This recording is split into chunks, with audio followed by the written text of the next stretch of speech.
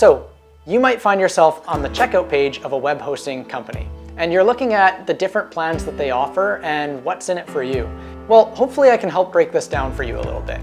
So essentially, when you're choosing a hosting plan, you're really saying, hey, I need a computer somewhere in the world that's gonna serve my website up to everyone who asks for it.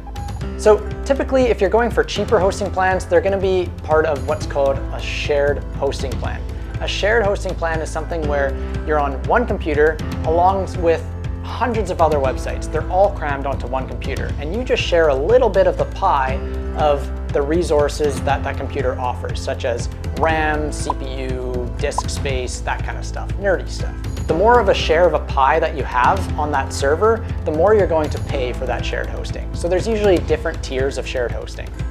Then we get to dedicated hosting. Dedicated hosting is where you have a computer in the world that's yours and yours alone. And that computer is going to be sharing your website. But typically, unless you're a really, really big organization, you're probably not gonna need a dedicated hosting machine. But let's make the case for a sec as to why you might want a dedicated machine. What's great about a dedicated hosting plan is that everything's usually on the same system. That means your database, your files, your images are all in one place.